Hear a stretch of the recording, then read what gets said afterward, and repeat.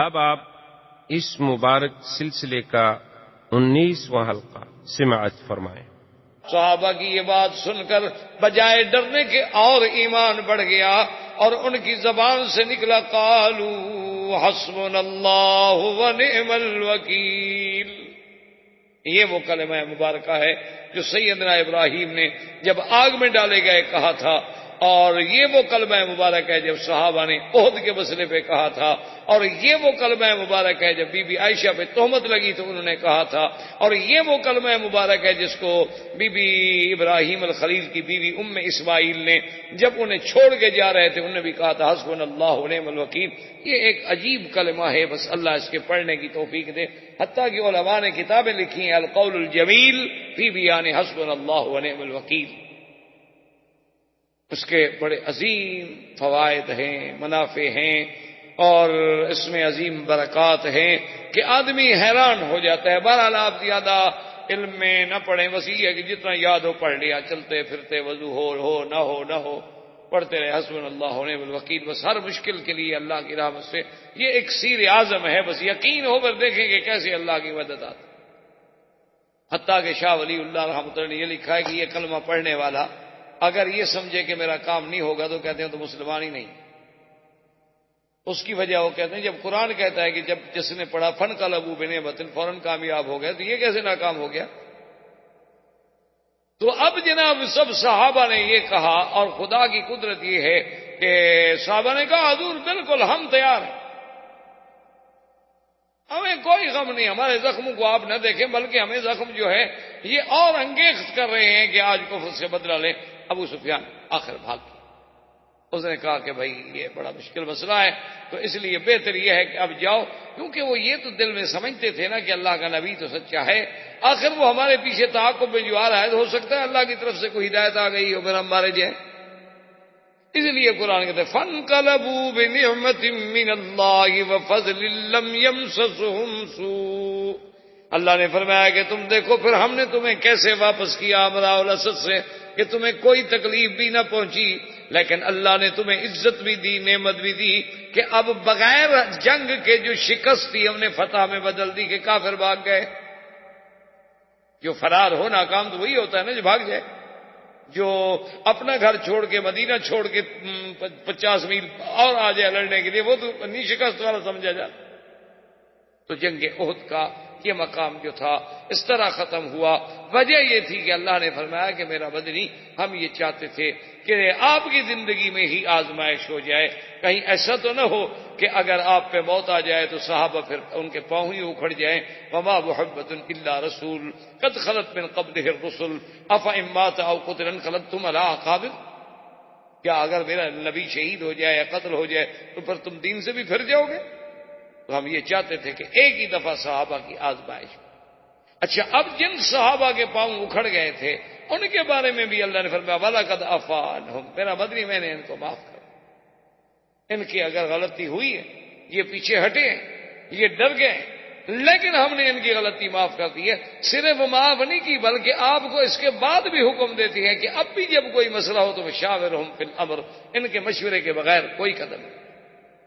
تو سرکار دو جہاں اللہ تبارک و تعالیٰ نے گو جنگ احد میں پہلے بھی مسلمانوں کو فتح ہوئی، کفر بھاگ گیا، لیکن مسلمانوں سے جو غلطی ہوئی، حضور پاک کے فرمان میں کوتاہی ہوئی، اس کا انجام شکست، پھر شکست کو اللہ نے فتح میں بدل دیا۔ اور ایک خاص عنایت بدر پہ ہوئی کہ اذ یغشیکم النعاس امنۃ منہ وینزل علیکم من السماء۔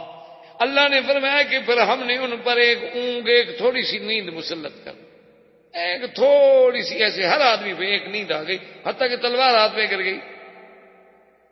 اس نیند میں ہم نے ایسی رحمت رکھی تھی کہ سب وہ زخم بھول گئے، تکلیفیں بھول گئیں، دکھ بھول گئے، پھر فریش ہو گئے آدمی، پھر تر و تازہ ہو گئے۔ تو اللہ تبارک و تعالیٰ نے اس عہد کے غزوے کی ایک پوری تحقیق، تخطیط پورے قرآن میں بیان فرمائی ہے۔ اللہ اگر توفیق دے تو آدمی کو وہ پوری آیات وما تفاسیر اور وما ترجمے کے دیکھنی چاہیے۔ وما علینا الا البلاغ۔ برادران اسلام، محترم بھائیوں، آج کافی وقفے کے بعد الحمدللہ دروس سیرت نبوی کا سلسلہ اللہ کی رحمت سے پھر شروع کر رہے ہیں، کیونکہ رمضان المبارک، اس کے بعد موسم حج، پھر حج کے مصروفیات درس، تو الحمدللہ آج پھر ہم اپنے اس دروس کی جن کا تعلق سیرت رسول پاک صلی اللہ علیہ وسلم سے ہے، جیسا کہ آپ حضرات نے جنہوں نے دروس سنے ہیں، آپ کو یاد ہوگا کہ ہم نے دروس کی ابتدا کی تھی اس دور سے جو حضور سرکار دو جہاں صلی اللہ علیہ وسلم کی پیدائش سے قبل کا دور تھا، اسے زمانہ جاہلیت کہا ہے۔ اس کے بعد پھر حضور صلی اللہ علیہ وسلم کی ولادت سے قبل جو ارحاسات، جو واقعات پیش آئے، پھر سرکار دو جہاں صلی اللہ علیہ وسلم کی ولادت مبارکہ، پھر آپ کا دور رضاعت، اس کے بعد آپ کا دور صبا، پھر آپ کا دور شباب، پھر حضور صلی اللہ علیہ وسلم کا سیدہ خدیجہ سے نکاح، پھر سرکار دو جہاں صلی اللہ علیہ وسلم کا دور شباب، اور اس کے بعد پھر نزول وحی کی ابتدا، پھر وحی اترنے کے بعد آغاز دعوت اسلام، پھر حضور صلی اللہ علیہ وسلم کے دعوت اسلام میں مشکلات، صحابہ رضوان اللہ علیہم اجمعین پر امتحانات کے پہاڑ ٹوٹ پڑے، پھر صحابہ رضوان اللہ علیہم اجمعین کی ان مشکلات کے بعد ہجرت حبشہ، پھر بعض حضرات کی ہجرت مدینہ منورہ، پھر سرکار دو جہاں صلی اللہ علیہ وسلم کی اپنی ہجرت مبارکہ، اور ہجرت مبارک کے بعد غزوہ بدر، جو اسلام کا سب سے اول غزوہ تھا، جسے اللہ کے قرآن نے بھی یوم الفرقان کے نام سے تعبیر فرمایا، جس میں اللہ نے اسلام کو عزت دی، اسلام کا بول بالا ہوا، جس میں کفر کی طاقت جو تھی وہ ٹوٹ گئی، لیکن دشمنیوں کی آگ زیادہ بھڑک، اس کے بعد پھر کفار قریش کا اجتماع، کفار قریش کا وہ انتقام اور جذبہ انتقام، اور پھر اس کے بعد غزوہ احد۔ غزوہ احد میں حضور صلی اللہ علیہ وسلم کے لیے مشکلات، صحابہ کے لیے سب سے بڑا امتحان، اور غزوہ احد میں اول فتح سے ہمکنار ہونا، پھر فرمان رسول کے سرانجامی میں اجتہادی خطا کا صدور ہونا، پھر اس فتح کا شکست میں بدل جانا، اور حضور صلی اللہ علیہ وسلم کے دندان مبارک کا شہید ہونا، سرکار دو جہاں کے سب سے محبوب ام محترم حضرت حمزہ رضی اللہ تعالی عنہ کا شہید ہونا، مصعب بن عمیر کی شہادت، صحابہ رضوان اللہ علیہم اجمعین کے لیے بہت عظیم ابتلا کا دور۔ ان تمام ادوار کے بعد، کیونکہ جنگ احد میں یہود کی سازش تھی، تو حضور صلی اللہ علیہ وسلم کا احد کے بعد یہود بنو نذیر پر محاصرہ، اور اس کے بعد حضور صلی اللہ علیہ وسلم کا فیصلہ کہ چونکہ انہوں نے اپنے عہد کو توڑا تھا، اور ان کا اجلاء کہ ان کو مدینہ منورہ سے نکالا گیا، اور حضور صلی اللہ علیہ وسلم نے ان کو خیبر کی طرف نکلنے پہ مجبور کیا۔ لیکن یہ پھر بھی رحمت دو جہاں کا، رحمت کا انداز تھا کہ اتنے بڑے دشمنوں کو، اتنے بڑے اعداء کو، جن کی وجہ سے 70 صحابہ شہید ہوئے، جن کے نفاق کی وجہ سے مسلمانوں کو اتنے بڑے زخم سہنے پڑے، حضور صلی اللہ علیہ وسلم اجازت دے دی کہ جو آپ سامان لے جا سکتے ہو، ہر آدمی ایک اونٹ پر سامان اپنا لے کر چلا جائے، ہم اس سے تعارف۔ وہ لوگ وہاں سے خیبر میں آئے، خیبر میں آ کر مستقل انہوں نے ڈیرا ڈالا۔ اب مدینہ منورہ میں صرف بنو قریظہ کے کچھ لوگ رہ گئے، بنی قینقاع اور بنو نذیر جو تھے یہ سب کے سب خیبر میں۔ یہاں تک ہم الحمدللہ پہنچے۔ تو اس کے بعد یہ ہوا کہ جب یہودیوں کو اتنا بڑا صدمہ سہنا پڑا کہ وہ تو سینکڑوں سالوں سے مدینہ منورہ میں ڈیرا ڈال کے بیٹھے ہوئے تھے، اور مدینہ منورہ میں ان کا ایک بڑا روب تھا۔ اوس اور خزرج کے قبیلے جو تھے وہ ان کے ایک قسم کے زیر نگیں تھے، کیونکہ ان کے پاس پیسہ تھا، دولت۔ لیکن اسلام کے اس عظمت کے بعد اب یہودیوں کو کسی پل چین نہیں آیا، اور یہ اللہ کے قرآن نے ہمارے سامنے بڑی واضح کر دی ہے بات کہ مسلمانوں سے اگر سب سے زیادہ عداوت کسی قوم میں ہے تو وہ یہود۔ ویسے تو مسلمانوں کے عیسائی بھی دشمن، مسلمانوں کے سکھ بھی دشمن، ہندو بھی دشمن، بدھ مت بھی دشمن، ہر فرقہ کافر جو ہے وہ اسلام کا دشمن۔ لیکن اگر ان کی عداوتوں کو سامنے رکھا جائے تو پھر سب سے زیادہ بغض جو ہے، سب سے زیادہ عداوت جو ہے وہ یہود کے لیے۔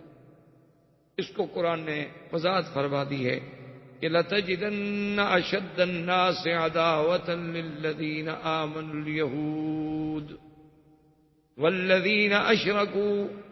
اللہ نے فرمایا کہ میرے نبی صلی اللہ علیہ وسلم آپ پائیں گے یہود کے دل میں سب سے زیادہ عداوت، اور مشرکین یہ سب سے بڑے دشمن ہیں۔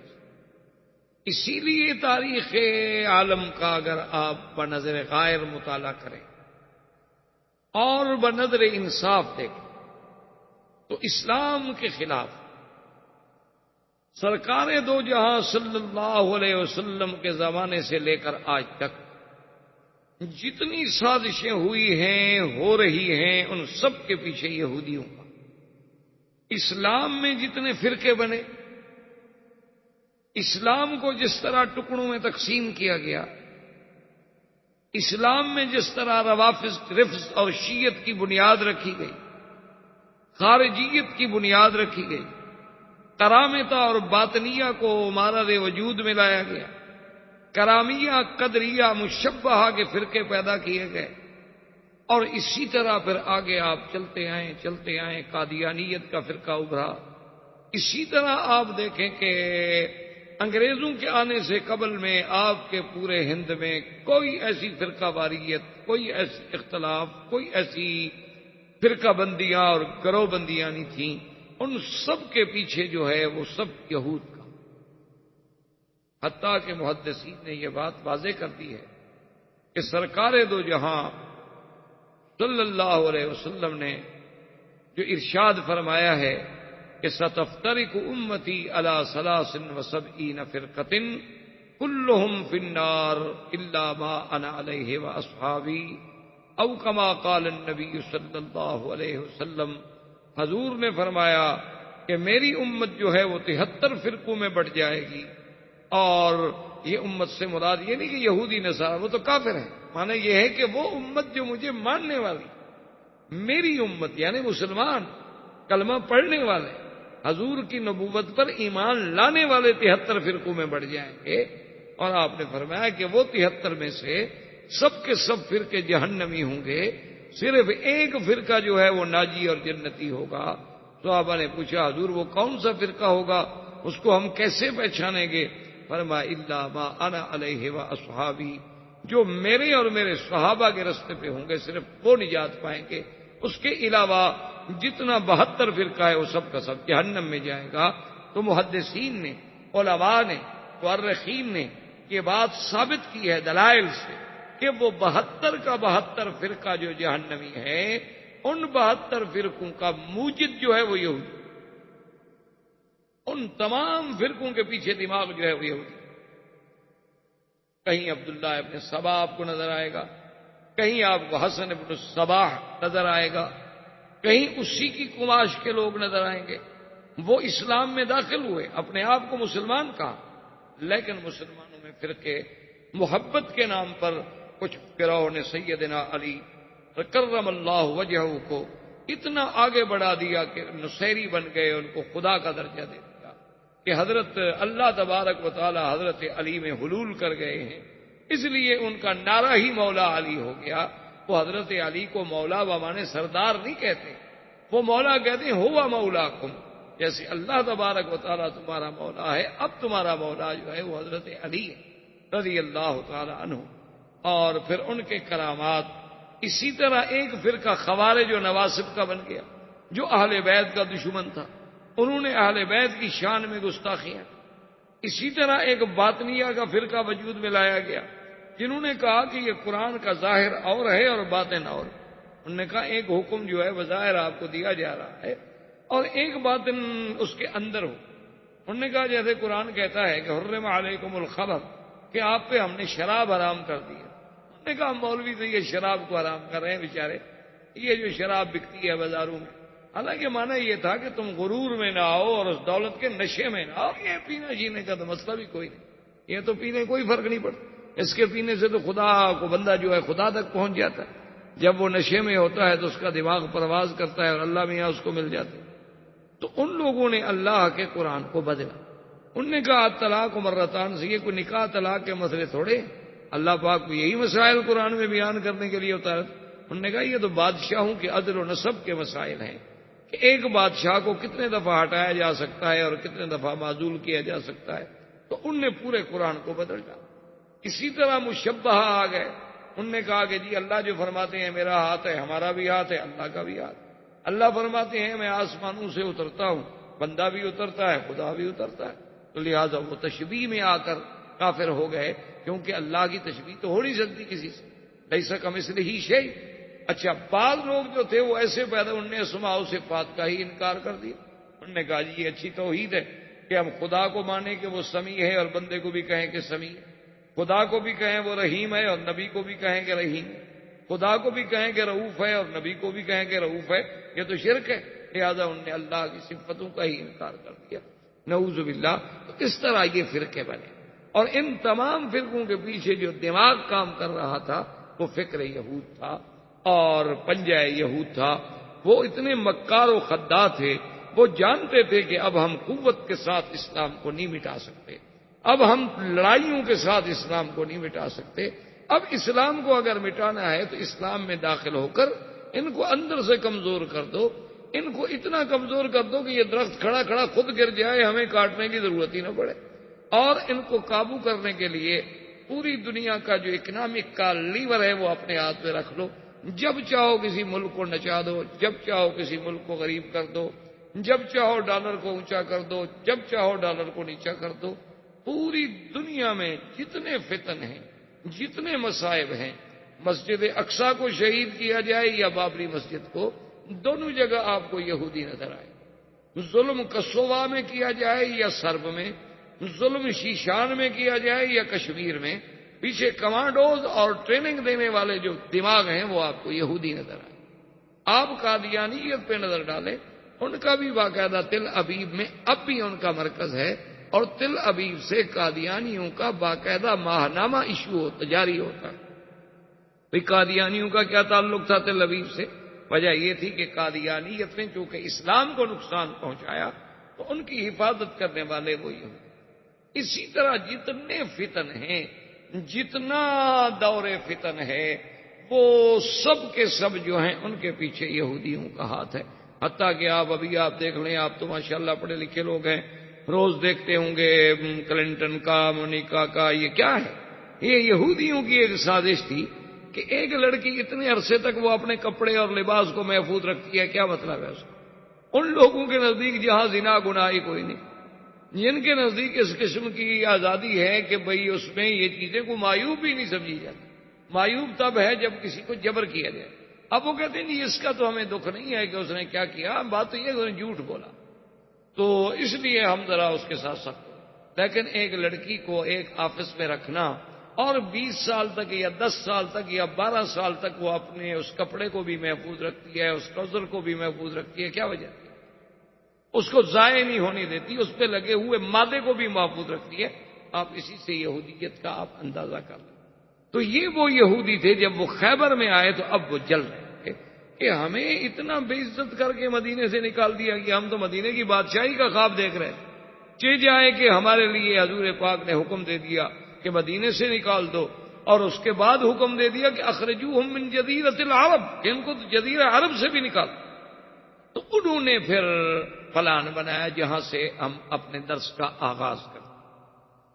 اس لیے میں نے تھوڑا سا پس منظر صاحب کا بیان کر دیا کہ چونکہ آج کل دور یہ ہوتا ہے کہ طالب سے زیادہ استاذ کو مضمون یاد رکھنا پڑتا ہے۔ انہوں نے کہا کہ ہم تو کم سے کم یاد کریں، کوشش کریں، کیونکہ پہلے دور میں یہ ہوتا تھا کہ طالب یاد کرتے تھے، استاذ زیادہ محنت نہیں کرتے۔ طلباء کا کام ہوتا تھا کہ وہ سبق یاد کریں اور کہیں کہ کہاں ہم نے چھوڑا تھا۔ آج یہ ہوتا ہے کہ نہیں، استاد یاد کرتے۔ یہ ہمارے ساتھ حرم میں بھی ہوتا ہے، یعنی اگر 1 مہینہ چھٹی کے بعد ہم سبق شروع کریں، 10 طلباء سے پوچھیں کہ بھی ہم نے کس آیت پہ سبق روکا تھا، تو ہر آدمی نئی جگہ بتا۔ اللہ تبارک و تعالیٰ کے یہ صرف یہ نہیں کہ یہاں ہوتا ہے، حرم میں بھی یہ ہوتا ہے۔ تو بہرحال میں نے اس لیے وہ ایک پس منظر عرض کر دیا کہ تاکہ اگلی بات سمجھنے میں جب تک سابقہ تسلسل ذہن میں نہیں آئے گا تو بات سمجھیں۔ تو یہودیوں کا ایک بہت بڑا سردار تھا جس کا نام تھا حیی ابن اخطب، ان کا بہت بڑا سردار اور بہت پڑھا لکھا۔ تو حیی ابن اخطب اور سلام ابن مشکم، یہ دونوں جو تھے، انہوں نے اپنے ساتھ چند اور لوگ بھی لیے اور ایک وفد بنا کر یہ چلے مکہ مکرمہ۔ سب سے پہلے یہ مکہ مکرمہ ابو سفیان کا دور تھا، یعنی مکہ مکرمہ میں اس وقت جو سربراہ تھے وہ ابو سفیان سے آ کے ملے۔ انہوں نے کہا کہ ہم آپ کے پاس آئے ہیں، آپ کے ساتھ بھی بدر میں ایک بہت بڑا سانحہ گزر چکا ہے کہ آپ کا 70 سردار مارا گیا۔ ٹھیک ہے، آپ نے عہد میں لڑائی لڑی اور ہم لوگوں نے آپ کی مدد کی، جس کی وجہ سے ہمیں بھی وہاں سے نکالا گیا۔ لیکن عہد کی لڑائی میں مسلمانوں کے صحابہ تو شہید ہو گئے، لیکن آپ لوگوں کو کیا ملا؟ آپ تو جنگ ہار گئے۔ اس نے کہا کیسے ہار گئے؟ صحابہ شہید ہو گئے، ہم نے 70 آدمی ان کا بدلہ لے لیا۔ انہوں نے کہا عجیب بات کر، کیا بدلہ لے لیا تھا؟ وہ تو اگر حضور صلی اللہ علیہ وسلم کے کہنے پر وہ تیر انداز جو تھے وہ دروازہ نہ چھوڑتے تو آپ تو جنگ ہار چکے، آپ تو بھاگ رہے۔ وہ تو ان سے اجتہادی خطا ہو گئی، انہوں نے یہ سمجھا تھا کہ اس دروازے پہ ہم نے اس وقت تک قائم رہنا ہے جب تک جنگ نہ جیتی جائے۔ جب دیکھ لیا ابھی کافر بھاگ رہے، انہوں نے کہا اب کھڑے رہنے کی کیا ضرورت، چلو بھی ہم بھی مال غنیمت اٹھا لیں۔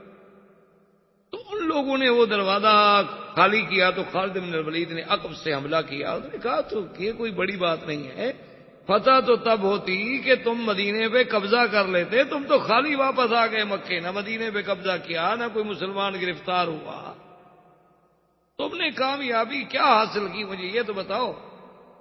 جنگ جیتنے کا مطلب تو یہ ہوتا ہے نا کہ دشمن کے علاقے پہ قبضہ کرو، حضور صلی اللہ علیہ وسلم کی تحریک کو ختم کر دو۔ وہ تو اسلام کی تاریخ اسی طرح چل رہی ہے، انہوں نے تو الٹا جنگ جانے اتنے بڑے نقصان کے بعد ہم پہ حملہ کر دیا، اور اتنی بڑی شکست کے بعد انہوں نے بدر صغرا تک تمہارا تعاقب کیا، تم بھاگ گئے۔ وہ تو عہد کے بعد حضور صلی اللہ علیہ وسلم خود اپنے صحابہ کے ساتھ تمہارے تعاقب میں چلے اور تم بھاگے، اور ساری دنیا میں مشہور ہوا کہ قریشی بھاگ گئے، مکے والے بھاگ گئے، مکے والے، تم تو ذلیل ہو کے آئے ہو، تم نے کون سی جنگ جیتی ہے؟ ابو سفیان نے کہا بات تو ٹھیک ہے۔ اس نے کہا تم کیا چاہتے ہو؟ اس نے کہا کیا چاہتے ہیں بھئی، اب ہم مل کے بدلہ لیں مسلمانوں سے، ابھی تک ہم ان کا کچھ نہیں بگاڑ سکے۔ پھر حضور صلی اللہ علیہ وسلم نے آپ کو دعوت دی کہ موعدکم ببدر، کہ چلو اگلے سال بدر میں پھر لڑائی ہوگی، تم بھی آ جانا ہم بھی آ جائیں۔ پھر بھی تم بھاگ گئے، تم نہیں گئے، حضور پاک تو آ گئے بدر۔ وہ تو پوری دنیا نے دیکھ لیا کہ مسلمانوں میں تو اب بھی اتنا دم خم موجود ہے کہ وہ مدینے سے چل کے بدر آ گئے، لیکن تم مکے سے بھی نہیں نکلے ڈر کے مارے۔ تو تم کیسے سردار ہو؟ کیا تم نے اسلام کا مسلمانوں کا مقابلہ کیا ہے؟ تیار ہو جاؤ، یہاں سے تم لشکر نکالو، وہاں سے خیبر سے ہم لشکر نکالیں گے، اور بنی غطفان، بنی سلیم، بنی فزارہ، ان احابیش، ان سب قبائل کا میں دورہ کر رہا ہوں، ان سب کو تیار کر کے ایک ہی دفعہ ہم مدینہ منورہ پہ حملہ کریں تاکہ ہمیشہ کے لیے مدینے کی سلطنت جو ہے وہ ختم ہو جائے اور مدینے پہ ہم قابض ہوں۔ انہوں نے کہا بھائی ابو سفیان نے کہا بات تو ٹھیک ہے۔ انہوں نے کہا کہ ہوئی یہ بات یہ ہے کہ تمہاری یہ باتیں مجھے بڑی اچھی لگی، اچھی سمجھ آئی، اور میں تمہارے ساتھ دینے کے لیے تیار ہوں، لیکن ایک بات کرو، ہمیں یہ بتاؤ دیننا خیر ام دین محمد صلی اللہ علیہ وسلم۔ کہا تم پڑھے لکھے لوگ ہو، تورات پڑھے ہوئے ہو، انجیل پڑھے ہوئے ہو، تم سریانی پڑھے ہوئے ہو، عبرانی پڑھے ہوئے ہو، عربی جانتے ہو، اور پھر مدینہ منورہ کے محاورات جانتے ہو، کیونکہ سب سے فصیح ترین عربی بولنے والے یہودی، اب بھی یہودی جب عربی بولتا ہے تو بڑی فصاح لغت، وہ یہ بازاری لغت نہیں بولتا۔ تو یہ بتاؤ کہ ہمارا دین بہتر ہے یا دین محمد مصطفیٰ بہتر؟ اب دیکھیں وہ یہی اپنے اختب والا کے یہودی ہے، تورات جانتا ہے اور خود اللہ کو ماننے والا ہے، خود نبیوں کو ماننے والا ہے، لیکن چونکہ حضور سے دشمنی تھی کہنے لگا لا دینکم خیر، تمہارا دین بہت اچھا ہے، محمد مصطفیٰ کا دین کہاں اچھا ہے؟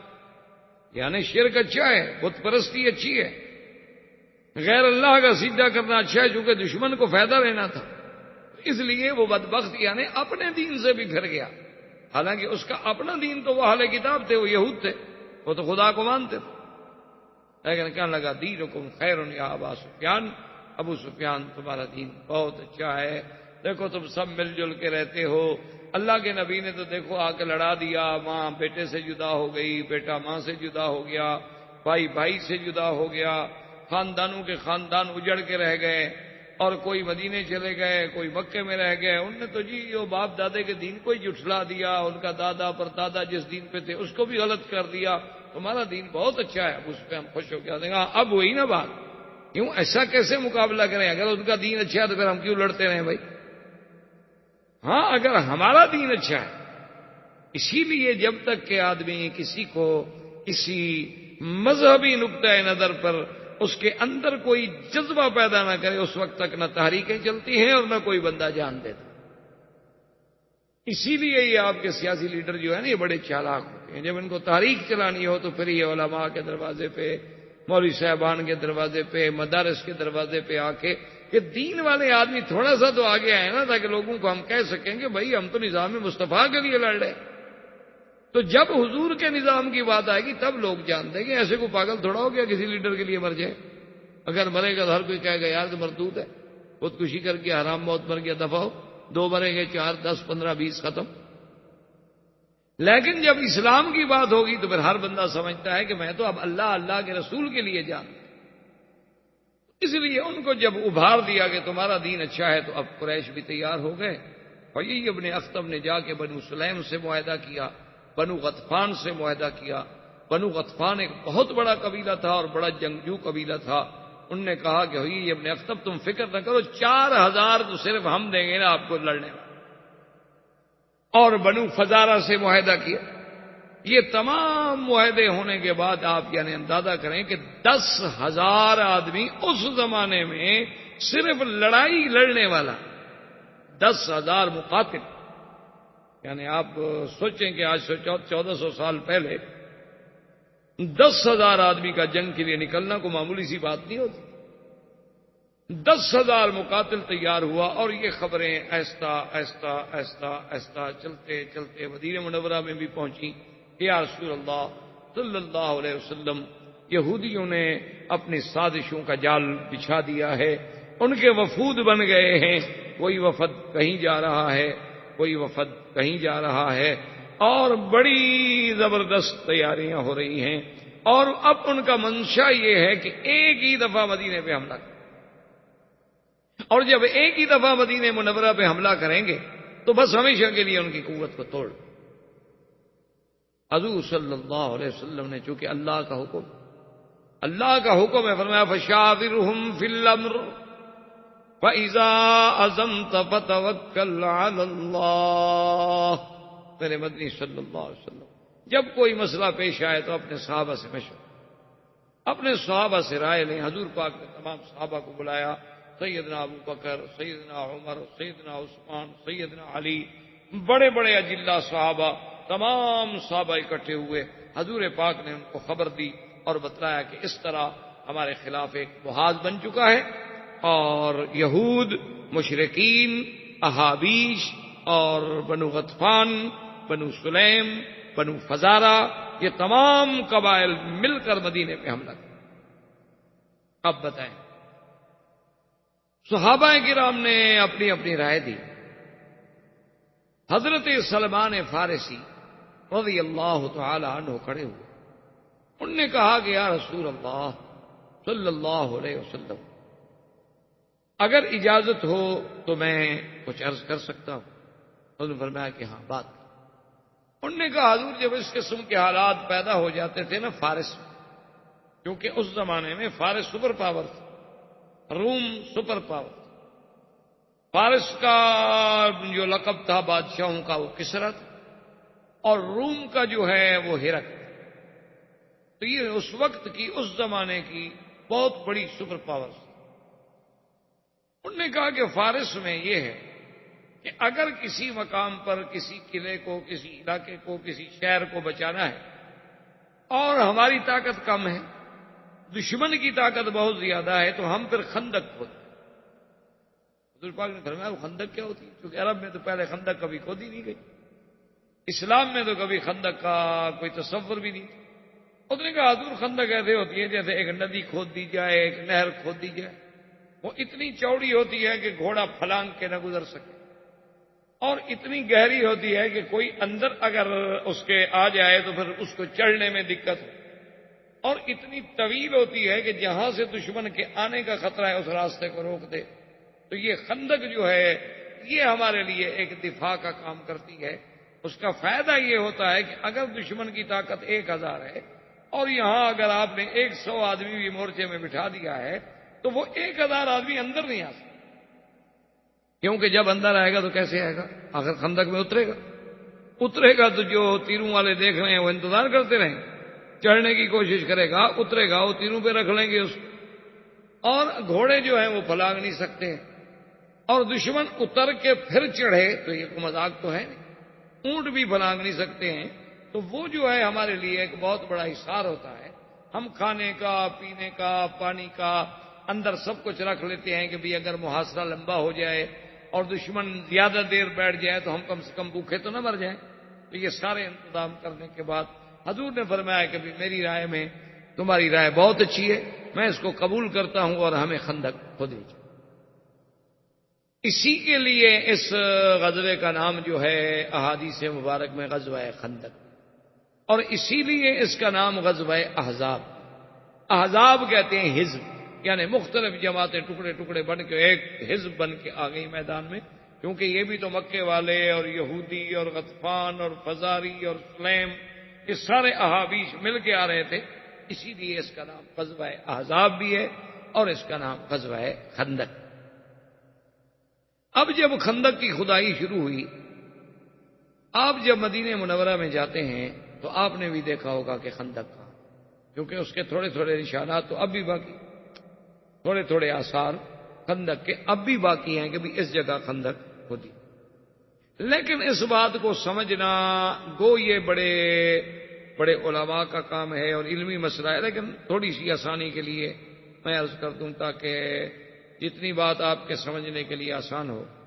ایک سب سے بڑا مشکل مسئلہ ہے جس میں ہمارے بڑے بڑے علماء الجھ کے رہ جاتے ہیں کہ بھی اس طرف خندق کھودنے کی آخر کیا وجہ تھی؟ تو مدینہ تو ادھر ہے اور خندق ادھر کھودی گئی. اب بھی آپ جائیں تو آپ دیکھیں نا کہ مثلا مدینہ تو رسول کدھر ہے، حرم کہاں ہے؟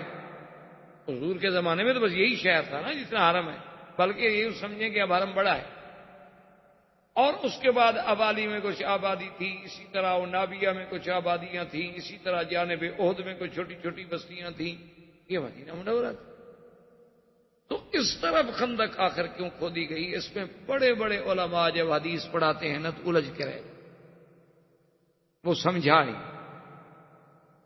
بہرحال یہ ایک علمی مسئلہ ہے جس کا تعلق علماء سے ہے، لیکن آپ کے یہ بتانے کی حد تک میں صرف آسانی کے لیے عرض کر دوں، مدینہ منورہ کو آپ تو الحمدللہ پڑھے لکھے لوگ ہیں، کبھی آپ نقشہ ہو، جب آپ مدینہ منورہ کا خریدہ دیکھیں گے، نقشے کو سامنے رکھیں گے، تو پھر آپ کو خندق کا سمجھنا بالکل ایک سیکنڈ بھی نہیں۔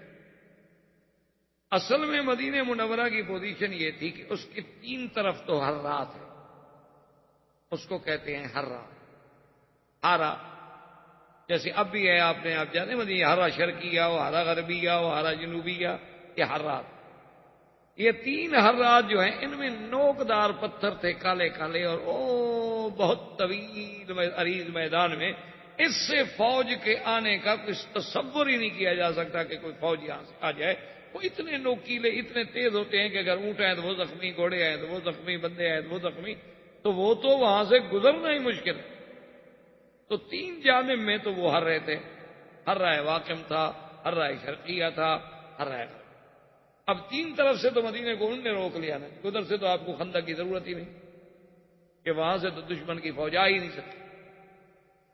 ایک جانب جو تھی بین شرقی والغربی، وہاں تھے بنو قریظہ یہودی، ان کے بڑے بڑے قلعے تھے۔ بنو قریظہ جو تھے ان کا حضور صلی اللہ علیہ وسلم کے ساتھ معاہدہ تھا، ان کی حضور صلی اللہ علیہ وسلم کے ساتھ صلح تھی، اسی لیے ان کو مدینے سے نکالا نہیں گیا۔ بنو قینقاع اور بنو نذیر کو تو اجلا کر دیا گیا، لیکن بنو قریظہ کو یہاں سے اجلا نہیں کیا گیا، نکالا نہیں گیا، کہ ان کا معاہدہ تھا۔ انہوں نے کہا حضور آپ کا دشمن ہماری طرف سے حملہ آور نہیں ہو، چاہے ہم اس کو دولت سے روکیں، پیار سے روکیں، طاقت سے روکیں، لیکن ہم آپ کے دشمن کی مدد نہیں کریں اور اپنا راستہ نہیں دیں گے آپ کے خلاف، اور آپ ہمارے دشمن کو ہمارے خلاف راستہ نہیں دیں اور نہ اس کی مدد کریں گے۔ یہ حضور کے ساتھ معاہدہ تھا۔ عیینہ بن الحصن ان کا سردار، تو اس طرف سے حضور مطمئن ہے، کبھی 3 ہرے ہو گئے، اس طرف سے بنو قریظہ ہو، آگے جبل احد پہاڑ ہو گیا، باقی یہ شمال بچا جس سے حملے کا خطرہ تھا کہ یہاں سے دشمن آ سکتا ہے، تو اسی جانب شمال میں وہ خندق کھودی گئی، اور اس کا طول کیسے رکھا گیا، ادھر پورے مدینے کو کنٹرول کرے اور ادھر جا کے احد کے طرف جو ہے جہاں پہاڑ جبل اسیر شروع ہوتا ہے اس سے ٹکرا جائے، اور وہ جبل جو ہے حضور کی پشت پہ آ جاتا تھا، وہاں سے دشمن حملہ نہیں کر سکتا، پہاڑ چڑھ کے اترے گا نا، آگے تو آپ کے تیر انداز انتظار میں بیٹھے ہوں گے اور پہاڑ کے اوپر بھی بیٹھے ہوں، تو پھر دشمن جو ہے اس زمانے میں جنگ جو ہے وہ گھوڑوں کی ہوتی تھی، ہاتھیوں اپنا اونٹوں کی ہوتی تھی، یا پیدل ہوتی تھی، یہ میزائل، یہ ایٹم، یہ ہوائی جہاز، یہ ہیلی کاپٹر، یہ تو ہوتے نہیں۔ تو اس لیے خندق کی کھدائی کا سلسلہ اس جانب سے شروع کیا گیا کہ سب سے خطرہ جو تھا وہ اسی جانب۔ اب جناب جب اس طرف سے کھدائی کا سلسلہ شروع ہوا تو اب دیکھیں کہ انتظام حضور پاک نے یہ فرمایا کہ 10 آدمیوں کی ایک ٹولی بنا دی، اور ہر 10 آدمیوں پر ایک بندے کو امیر بنا دیا گیا کہ یہ 10 آدمی ہیں ان کے سردار، یہ 10 آدمی ہیں ان کے سردار، اور ہر 10 آدمی کے ذمہ یہ تھا کہ اس نے 40 ہاتھ جو ہے وہ کھدائی کر، عرض اتنا ہو کہ بھئی گھوڑا جمپ کر کے بھی کراس نہ کر سکے، نیچے اتنا ہو کہ کوئی جلدی سے نیچے سے اوپر چڑھ بھی نہ سکے، اور لمبائی اس کی ہوگی ادھر مدینہ منورہ سے لگے گی اور ادھر جبل اسیر سے جا کے، تو یہ طے ہو گیا، اور اس پر حضور صلی اللہ علیہ وسلم کے صحابہ نے عمل کرنا شروع کر دیا۔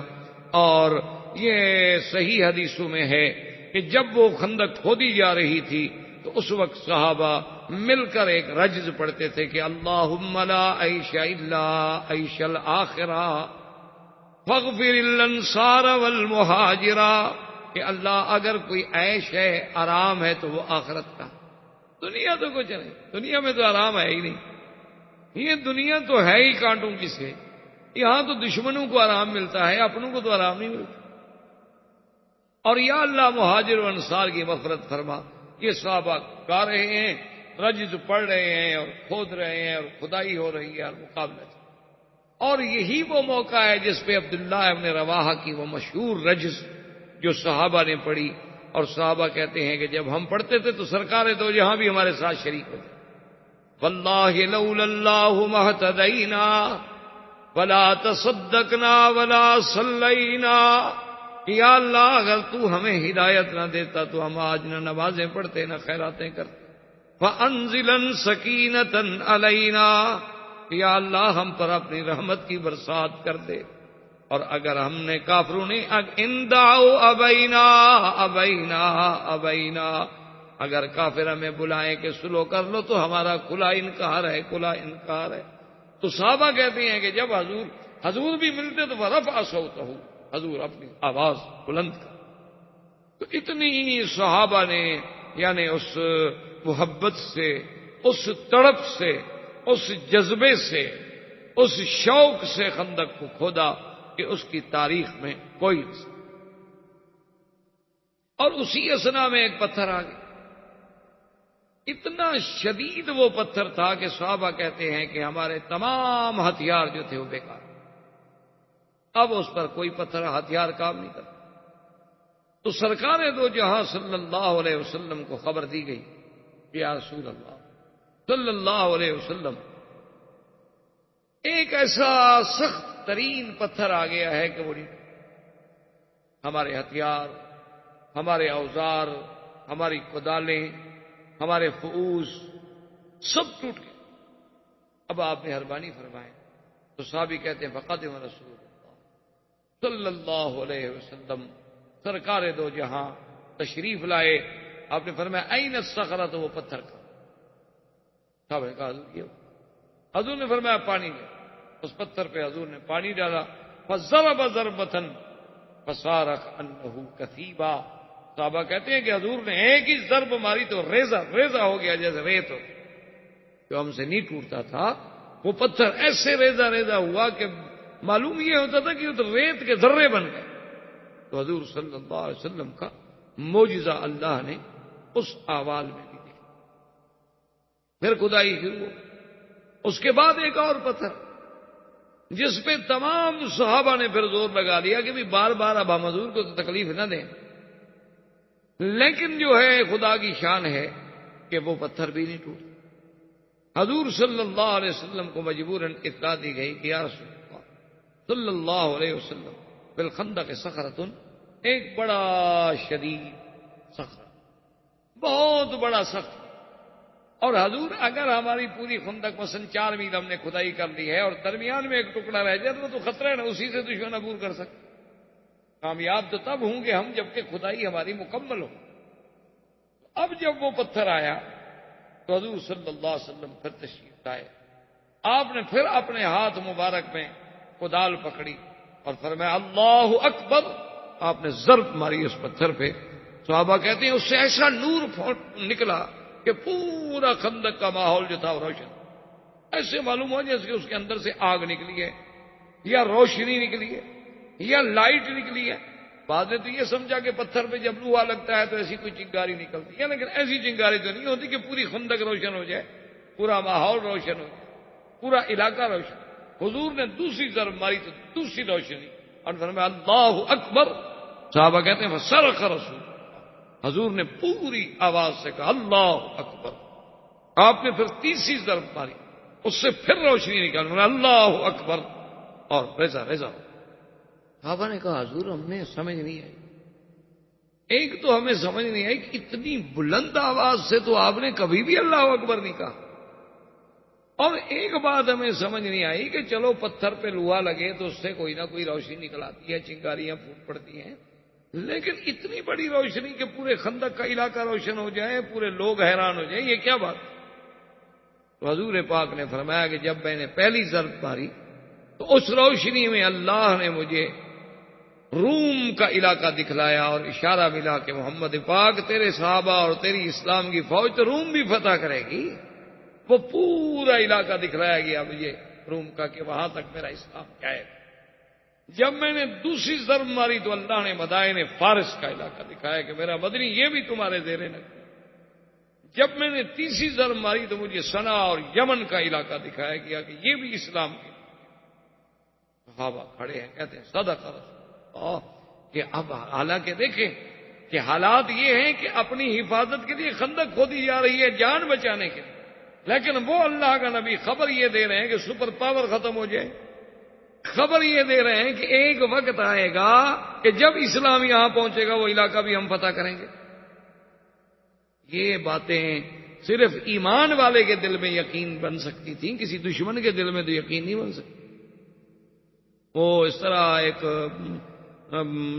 لطیفہ بھی ہوا اس دفعہ امریکہ کے سفر میں، جب ہم گئے تھے، ایک حدیث مبارک میں، یعنی آپ حیران ہوں گے، ایک حدیث مبارک میں لفظ ہیں باقاعدہ کہ حضور نے فرمایا کہ قیامت سے پہلے میری امت کے کچھ لوگ جو ہیں وہ بیت الابیض کو فتح کریں گے۔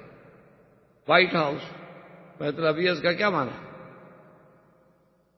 تو حضور کا فرمان ہے۔ میں نے کہا امریکہ والوں کا، میں نے کہا یار یہ پتہ نہیں اللہ میں، اس لیے تو میں نہیں لے آیا یہاں، ورنہ ہمارا کیا تعلق تھا کہ ہم وائٹ ہاؤس دیکھنے کے لیے آتے، ہم مولویوں کا کیا کام وائٹ ہاؤس سے؟ تو ہو سکتا ہے کہ وہ حدیث ہمارے ذہنوں میں ہو اور اسلام ہمیں بتا رہا ہو کہ آپ ہم پہنچ سکتے ہیں، تو اسلام کا غلبہ بھی ہو سکتا ہے، کون سی مشکل بات۔ گو بعض علماء نے کہا کہ وہ بیت الابیض سے مراد فارس تھا، کوئی کہتے ہیں روم تھا، کوئی کہتے ہیں کچھ تھا، لیکن ان کا مجھے دکھائیں ان کے محاورات میں کسی محل کا نام بیت الابیض ہو۔ بھائی ان کا کوئی کسرا کے نام پہ محل ہوگا، کوئی ہرقل کے نام پہ محل ہوگا، کوئی فارس کے نام پہ محل ہوگا، بیت الابیض کیسے آ گیا آخر حدیث میں؟ اسی طرح ابو داؤد کی ایک حدیث ہے جس میں واضح حضور نے فرمایا کہ پانی پہ جنگ ہوگی۔ اب ساری دنیا کہہ رہی ہے نا کہ آنے والی جنگیں جو ہیں وہ آبی وسائل پہ ہوں گی، پانی پہ جھگڑے ہوں گے، لڑائیاں پانی پہ لڑی جائیں گی۔ حضور نے 1400 سال پہلے فرما دیا، 1400 سال پہلے۔ تو بہرحال یہ ایک الگ موضوع ہے، پھر ہم اپنے راستے سے دوسری طرف چلے جائیں گے۔ تو کہنے کا مقصد یہ تھا کہ جن کے دل میں ایمان ہو وہ تو فوراً کہہ دیتے تھے نا کہ سادہ کا رسول، بھئی حضور نے جو فرمایا سچ۔ ورنہ اللہ کا نبی یہاں کھڑے ہو کر اس روشنی میں اللہ اگر ان کو فارس دکھا سکتے ہیں، روم دکھا سکتے ہیں، یمن دکھا سکتے ہیں، تو ایک وقت آئے گا جیسے حضور فرما رہے ہیں کہ وہ یقیناً فتح۔ لیکن ان حالات میں پیشین گوئی ہو اور اس پر ایمان لانا بھی تو بڑے ایمان کا مسئلہ تھا۔ اچھا، اور جو منافق تھے مدینہ منورہ میں وہ بھی خندق کھدائی میں آگے جاتے تھے، وہ تھوڑا سا 15-20 منٹ کام کیا پھر بہانہ بنا کے جی مجھے پیٹ میں درد ہے، جیسے نالائق طالب علم کرتے، مدرسے میں آ جاتے ہیں، حاضری بھی لگوا لیتے ہیں، آدھے گھنٹے کے بعد ان کو پیٹ میں تکلیف شروع ہو جاتی، یا جیسے ہمارے نالائق مسلمان اکثر رمضان شریف میں بیمار ہو جاتے ہیں تاکہ روزہ نہ رکھنا پڑے، بیمار کے لیے گنجائش ہے نا کہ روزہ قضا کر۔ تو بہرحال یہ ہے کہ بھئی منافقوں نے کہا کہ دیکھو یار مسلمانوں کا بھی عجیب عالم ہے، اپنی جان بچانے کے لیے تو خندقیں کھود رہے ہیں اور خبریں دے رہے ہیں ہمیں کسرا اور کیسر کی اور فارس کی اور روم کی، لیکن مسلمان جو تھے وہ کہتے صدق، جو حضور نے فرمایا وہ سچ ہے اور ایک دن سچ ہو کے رہے۔ اور یہی وہ خندق کا واقعہ ہے کہ جس میں ایک صحابی نے آ کر حضور صلی اللہ علیہ وسلم سے عرض کیا کہ یا رسول اللہ، ایک تو پتھر کا کھودنا، دوسرا ہمارے پاس قلت غذا، کھانے کو کچھ۔ اس کا نتیجہ یہ نکلا ہے کہ حضور یہ دیکھیں میں نے پیٹ پہ پتھر باندھا۔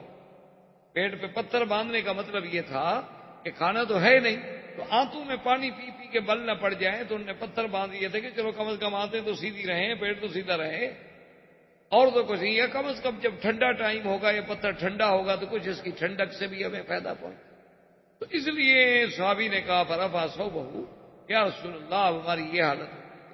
فرفع ثوبہ رسول اللہ صلی اللہ علیہ وسلم، حضور پاک نے بھی اپنا قمیص مبارک اٹھایا تو آپ نے 2 پتھر، آپ نے فرمایا کہ تم نے تو 1 پتھر باندھا ہوا ہے نا، میں اللہ کا نبی ہو کر بھی تو 2 پتھر باندھے ہوئے ہوں، اللہ کا شکر کرو، اللہ آزمانا چاہتے ہیں تو ہم کیا کریں۔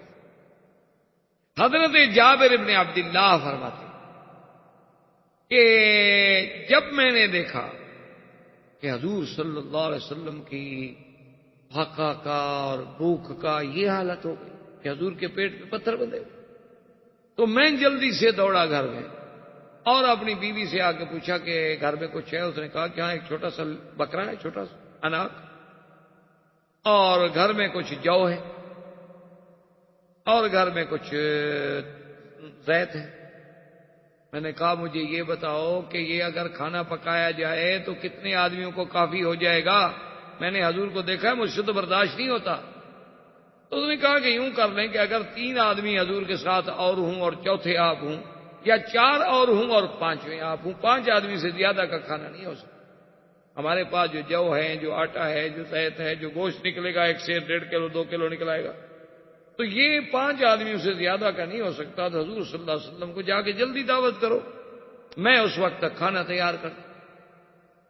حضرت جابر ابن عبداللہ رضی اللہ تعالی عنہ تشریف لائے، آ کے حضور کی خدمت میں کہا کہ حضور میں نے ایک بات کہنی ہے اور علیحدگی میں کہنی ہے۔ حضور فرمایا ٹھیک۔ فسر الی رسول اللہ، اس رازداری میں آ کے بات کی۔ اس نے کہا رسول اللہ ہمارے گھر میں اتنی کھانا ہے، یا تو آپ رابع ہوں او خامس، یا تو آپ چوتھے ہوں یا آپ 5، اس سے زیادہ کھانا نہیں ہے گھر۔ اور فرمایا اچھا ٹھیک۔ حضور نے اپنے کپڑے مبارک جھاڑے اور خندق سے باہر آئے، خندق کے کنارے پہ کھڑے فرمایا یا معاشر الانصار والمہاجرین ہلموا الی دعوت جابر، آؤ سب کٹے ہو جاؤ، دعوت کر۔ تمام صحابہ کام چھوڑ دیں، جابر کی دعوت ہے۔ حضرت جابر کہتے ہیں میرے تو پاؤں تلے زمین نکل، میں نے اجازت دی، میں نے کہا حضور میں گھر جا کے ذرا انتظام کرتا ہوں۔ اب ہاں ٹھیک ہے، میں دوڑا آیا تو میرے چہرے پہ ہوائیاں اڑ رہی ہیں۔ بیوی نے کہا ماں بھی کہا جابر کیا ہو گیا تمہیں؟ میں نے کہا کیا ہو گیا؟ 5 آدمی کا ہمارے گھر میں کھانا ہے، حضور سارا لشکر لا رہے ہیں، وہ تو 400 آدمی آ رہا ہے۔ اس نے کہا مجھے یہ بتاؤ هل اخبرت رسول اللہ صلی اللہ علیہ وسلم ام لا، مجھے یہ بتاؤ کہ تم نے حضور کو بتلا دیا تھا کہ ہمارے گھر میں کیا ہے؟ میں نے کہا میں نے بتلا دیا۔ تو اس نے کہا کہ پھر جس نے بلایا ہے وہ جانے، اس کا خدا جانے، تم کیوں مرے جا رہے ہو؟ ہم نے تو نہیں بلایا نا، ہم نے تو حضور کو بلایا۔ اب حضور نے دعوت دی ہے تو پھر اللہ جانے، اللہ کا رسول جانے، ہم کیا کر سکتے؟ حضور تشریف لے آئے، آپ نے فرمایا ابھی کہاں ہے وہ دیکھی گوشت؟ جی کہاں ہے وہ آٹا؟ ہے آپ نے اپنا لعاب مبارک ڈالا، دعا فرمائی، اور اس کے بعد آپ نے فرمایا کہ ایسا کرو کہ 10-10 آدمیوں کی ٹولی بٹھا دو اور روٹیاں دیتے جاؤ، روٹی میں سالن ڈال کے ایک آدمی کو دیتے جاؤ۔ اب جناب جابر کہتے ہیں کہ جی ہم چلا رہے ہیں اور چلا رہے ہیں اور چلا رہے ہیں، اور میں ادھر دیگچی کو دیکھتا ہوں، جتنا ہم نکالتے جا رہے ہیں اتنا زیادہ ہوتا جا رہا ہے، جتنا ہم نکالتے جا رہے ہیں اتنا زیادہ ہوتا جا رہا ہے، تمام لشکر کھا کے چلا گیا۔ اور حضرت جابر کہتے ہیں خدا کی قسم ہے میں حیران تھا کہ بھئی سالن پہلے سے بڑھ گیا ہے یا کم ہو گیا ہے، مجھے سمجھ گیا۔ تو حضور نے فرمایا جابر کیوں پریشان، ان اللہ رزقنا، اسی نے رزق دیا ہے، یہ تو اسباب کی بات ہے، اصل رزق دینے والے تو وہ ہیں جس میں چاہیں برکت عطا فرما دیں، اس میں کیوں تم بھی کھاؤ، گھر والوں کو بھی کھلاؤ، سب۔ تو حضور صلی اللہ علیہ وسلم کا یہ معجزہ عظیمہ جو سیاہ اور صحیحین میں، بخاری اور مسلم اور بڑی بڑی عظیم کتابوں میں، کہ جس میں کثرت طعام، کہ ایک محدود طعام کا بڑھ جانا، محدود آٹے کا بڑھ جانا، محدود سالن کا بڑھ جانا، اسی طرح جب چند یوم اور گزرے ہیں تو یہ تو اللہ ائمہ محدثین، ائمہ مجتہدین، ائمہ فقہا، اصحاب رسول اللہ صلی اللہ علیہ وسلم پہ کروڑوں رحمتیں فرمائے کہ انہوں نے یہ بھی لکھا ہے کہ حضور جب خندق سے مٹی نکالتے تھے انہوں نے کہا کہ 2 کیفیتیں ہیں، یا تو حضور اپنا ہاتھ یوں آگے باندھ لیتے تھے اور یہاں مٹی رکھ لیتے تھے اور اینٹیں اور پتھر رکھ لیتے، یا کبھی حضور پھر اپنا ہاتھ یوں باندھ لیتے اور کہتے بھی یہاں پیچھے سے پتھر رکھ دو اور مٹی رکھ دو اور جا کر باہر پھینک، یعنی اس کیفیت کو بھی محفوظ رکھا ہے جس کیفیت سے حضور صلی اللہ علیہ وسلم نے خندق سے مٹی نکالی۔ تو تھوڑی دیر، کئی دن گزرنے کے بعد فاقہ پھر شدید ہو گیا، تو بی بی عامرہ بنت رواحہ ان کو پتہ چلا، تو ان کے پاس کوئی تھوڑی سی کھجوریں تھیں، کوئی 1 کلو 2 کلو، وہ کہ ان نے وہ کھجوریں بھیجی کہ عبداللہ ابن رواحہ اور باقی اس کی فیملی کے لوگ جو تھے وہ سب وہیں پتھر پہ کام کر رہے تھے، انہوں نے کہا کہ کھجوریں میرے گھر والوں کو، رشتہ داروں کو دے دو تاکہ وہ بیچارے کچھ تو گزارا کریں۔ جب ان کے پاس کھجوریں آئیں تو انہوں نے کہا کمال ہے، ہم کیسے کھا سکتے؟ انہوں نے کہا بھائی یہ تو لے چلو حضور کی خدمت میں، پہلے ہم حضور کو تو شریک کریں نا اپنے ساتھ۔ جب حضور صلی اللہ علیہ وسلم کی خدمت میں وہ 1 کلو 2 کلو کی کھجوریں پیش کی گئیں تو حضور نے فرمایا کہ اچھا بھائی ایسا کرو کہ آواز دے دو تمام صحابہ کو کہ سب آ جاؤ بھی کھجور کی دعوت ہے، بی بی امرا کی دعوت۔ تمام صحابہ دوڑ کے آ گئے۔ حضور نے فرمایا کہ بچھاؤ دسترخوان جو تھا چمڑے کا بچھایا گیا۔ صحابی کہتے ہیں جب وہ کھجوریں ڈالی تو حضور نے اپنے ہاتھ مبارک لگائے اور اس کے بعد وہ کہتے ہیں کہ ہم سب صحابہ کھا رہے ہیں اور کھجوریں بڑھتی جا رہی ہیں تاکہ دسترخوان سے باہر گرنے لگ گئی، اتنی کھجوریں ہو گئی کہ ہم 300 آدمی کھجوریں کھا گئے اور دسترخوان اسی طرح بھرا ہوا ہے اور دسترخوان سے کھجوریں باہر گر رہی۔ کہتے ہیں کہ حضور صلی اللہ علیہ وآلہ آلہ واصحابہ وسلم تسلیما کثیرا کثیرا کا یہ معجزہ مبارک جو ہے یہ بھی اسی خندق کے موقع پر پیش آیا کہ اللہ تبارک و تعالی نے حضور صلی اللہ علیہ وسلم کی برکت سے تمام خندق کے اپنا معجزات، اس کی کھدائی، اس کی محنت، حتیٰ کہ وہ خندق جو تھی تیار ہو گئی۔ اور اسی اثنا میں دشمنان کفار قریش کا لشکر جو تھا وہ آپ حیران ہوں گے کہ 10,000 مقاتل لے کر، اور حضور کے ساتھ کتنے آدمی تھے سارے جمع کرنے کے بعد 3,000 بھی سارے مخلص نہیں تھے، منافقوں کی جماعت بھی اس میں شامل تھی، کل 3,000 آدمی جمع۔ اور مدینہ منورہ میں حضور پاک نے حکم دے دیا کہ جتنے بچے ہیں، عورتیں ہیں اور جتنے معذور بوڑھے ہیں وہ ایک بڑے قلعے میں، بڑے گھر میں جمع ہو جائیں تاکہ علیحدہ علیحدہ نہ ہوں۔ خدا نہ خواستہ ہم سب جوان تو ادھر لگے ہوئے ہیں، اگر کوئی دشمن حملہ کر دے تو ایک ایک گھر سے تو نہ پکڑ کے بچوں کو لے جائے، کم از کم ایک جگہ تو ان کی حفاظت کرنا ہمارے لیے آسان ہو جائے، مشکل نہ ہو۔ تو ابو سفیان اپنے 10,000 لشکر کو لے کر اور حیی ابن اخطب، سلام اور بڑے بڑے یہودیوں کے سربراہ یہ سارے کے سارے آئے۔ ان کو بھی پتا تھا کہ وہ 3 حرات ہیں، ان حرات سے تو ہم مدینے جا نہیں سکتے۔ ان کو بھی پتا تھا کہ بنی قریظہ کے ساتھ سرکار دو جہاں کا معاہدہ ہے، ہم ادھر سے بھی نہیں جا سکتے۔ تو اسی لیے انہوں نے بھی اسی شمال کے علاقے کو تجویز کیا اور اسی شمال میں آ کے پڑاؤ ڈالے اور جبل اوت تک کیمپ لگتے گئے، کیونکہ 10,000 آدمیوں کے لیے خیمے لگانے ہوں، ایک ایک خیمے میں اگر 8 آدمی ہوں تو کتنے خیمے لگیں گے؟ ہزاروں خیمے لگ گئے۔ اور وہاں ان کے لشکر، اونٹ، دولت، پیسہ، مال وہ تو بالکل یعنی تیار ہو کر آئے تھے۔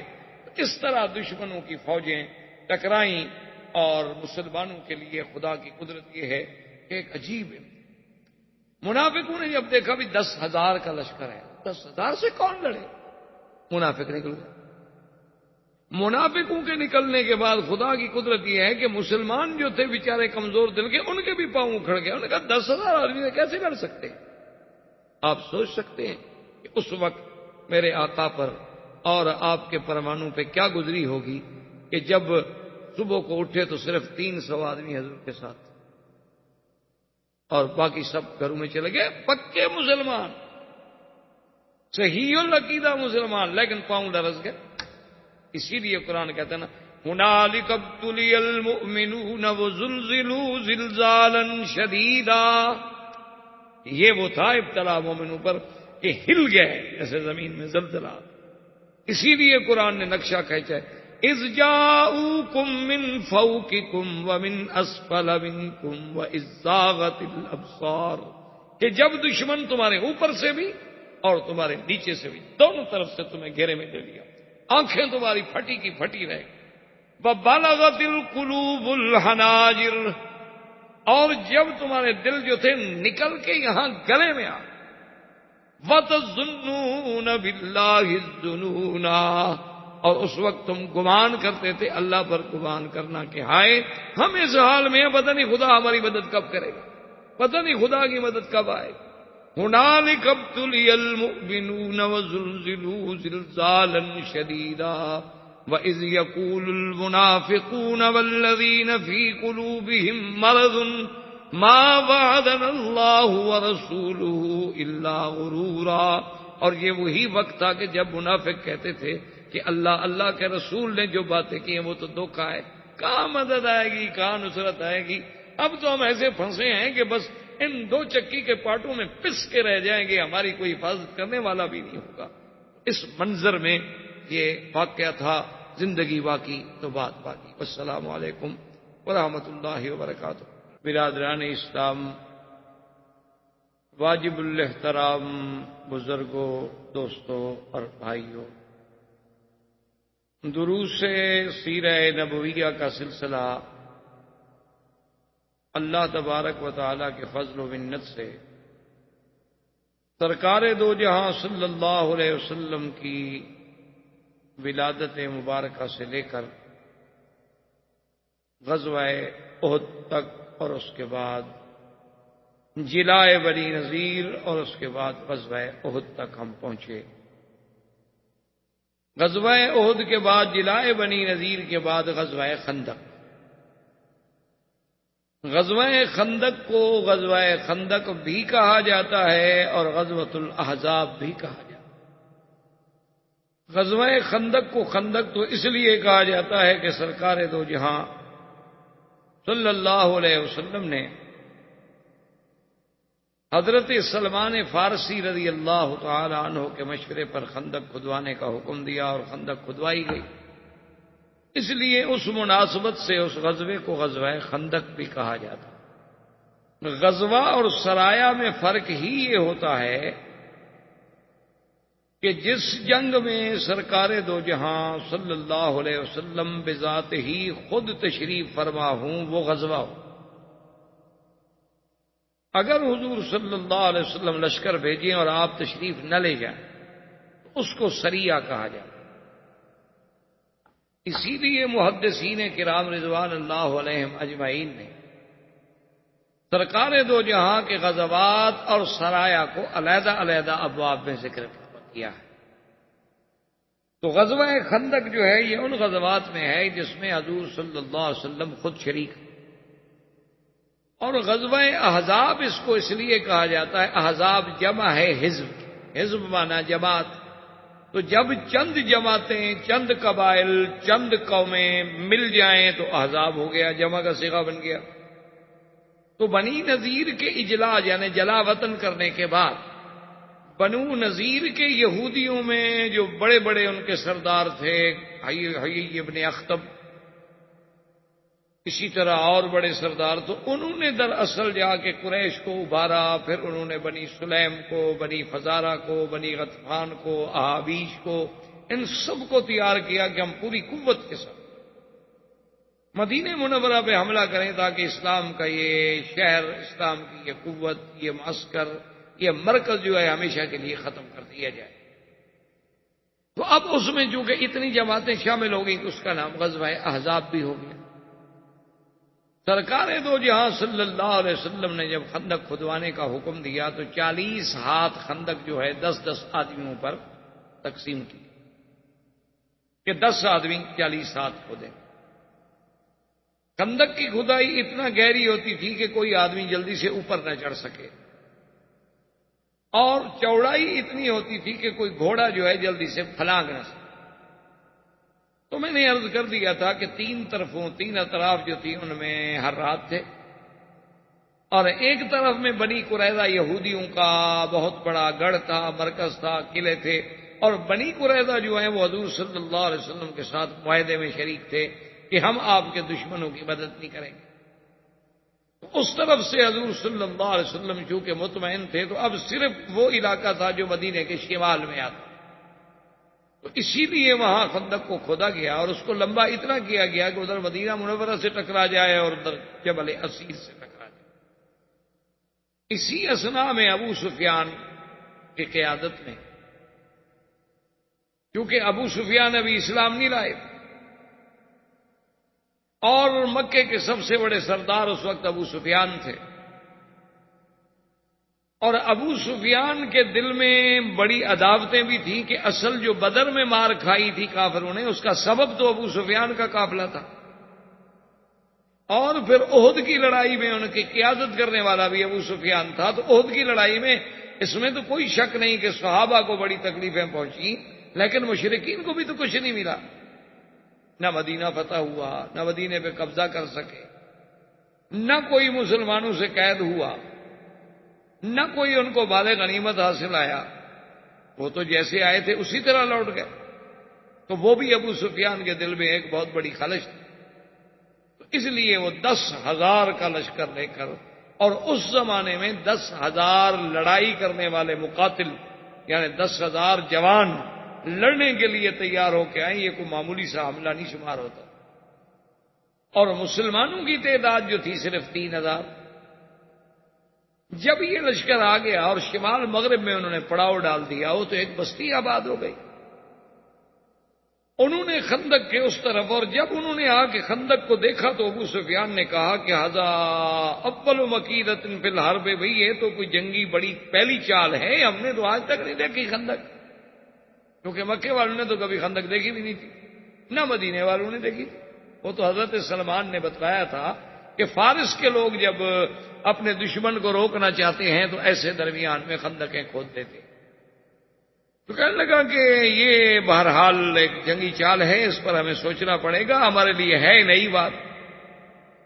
ادھر جناب جب یعنی محاصرہ روز بروز تنگ ہوتا چلا گیا، اور خدا کی قدرت یہ ہے کہ حالات ایسے پیدا ہو گئے کہ ابو سفیان نے ہویی ابن اخطب، جو سب سے بڑا یہودیوں کا سردار تھا، اس سے کہا کہ بھئی جا کے بنو قریظہ سے بات کرو، وہ تو تمہارے یہودی ہیں، ورنہ مسلمانوں سے ہم اس حال میں نہیں لڑ سکتے.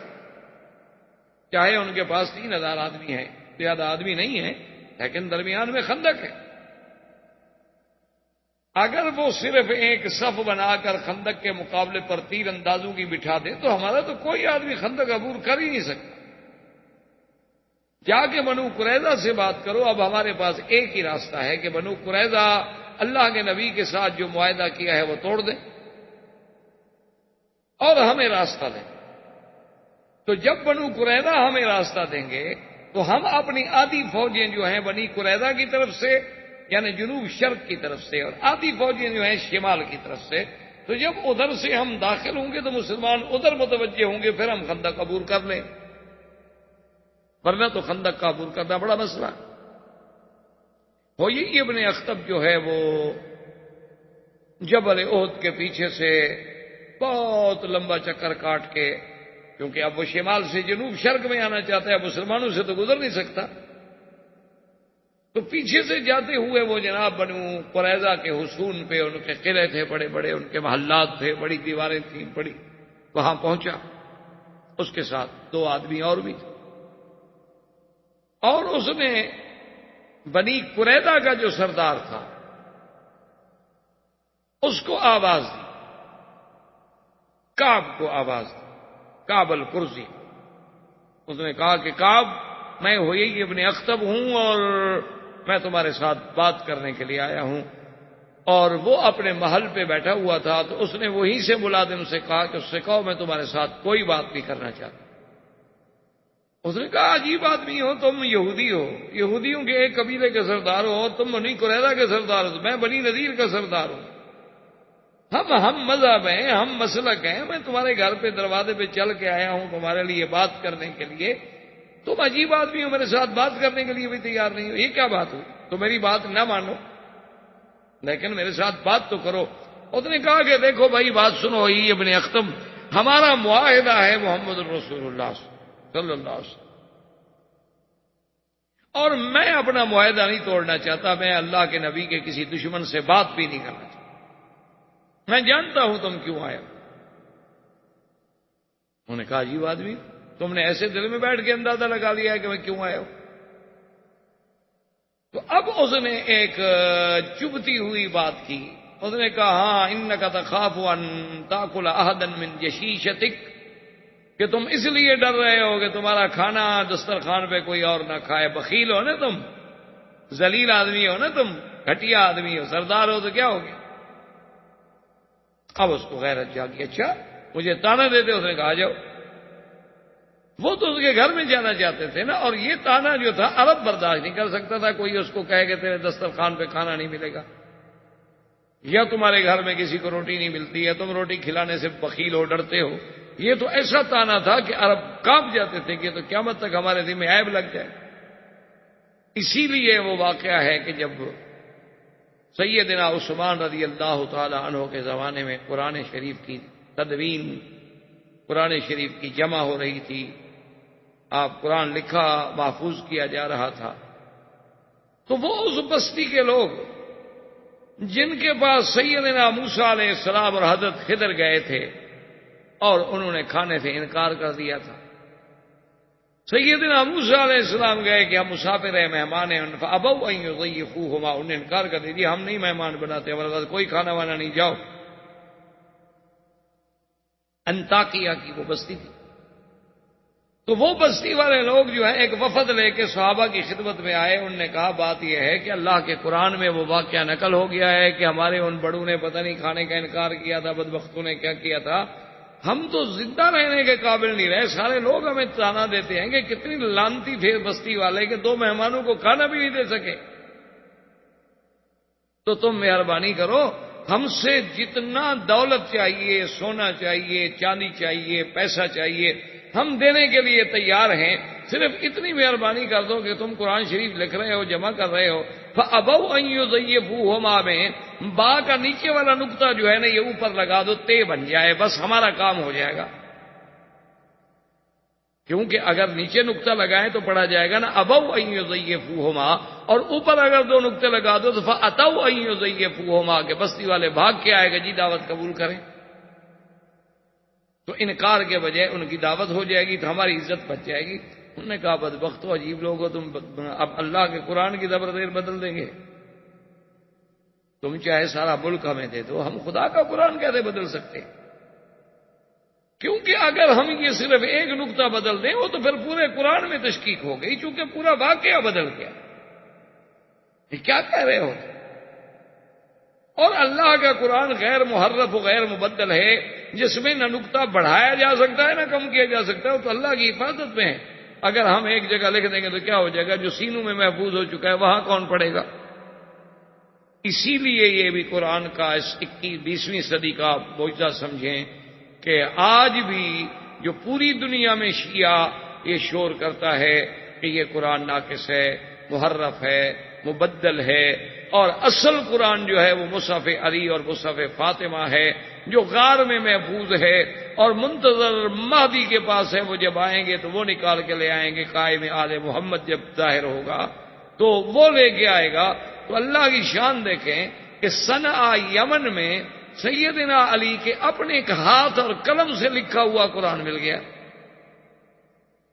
اور اس پر پوری دنیا کے بڑے بڑے جرمنی اور یورپ ان کے بڑے بڑے ماہرین جو ہیں آثار قدیمہ کے، ان کی تحقیق کے بعد یہ بات پائے، ثبوت کو پہنچ گئی کہ واقعی یہ اتنا 100 سال پہلے لکھا گیا ہے اور یہ صحیح نسخہ ہے۔ اور وہ اوراق مبارک اتنے بوسیدہ ہو چکے تھے کہ اس پہ پتہ نہیں کئی لاکھ ڈالر انہوں نے معاوضہ دیا ہے اس کمپنی کو کہ جو مثالے کے ساتھ ان کاغذوں کو پھر جوڑے اور ان کو پھر زندہ رکھے تاکہ وہ کاغذات پھٹ نہ جائیں۔ تو اب اس کو انہوں نے صنعا میں باقاعدہ وزارت الشؤون الاسلامیہ نے زیارت کے لیے رکھ دیا ہے، اور لاکھوں لوگوں نے جا کے اپنے آنکھوں سے دیکھا ہے، اور سیدنا علی کا جو اپنی قلم کا لکھا ہوا ہے قرآن اس میں اور حضرت عثمان کے قرآن میں ایک زبر زیر کا فرق بھی نہیں۔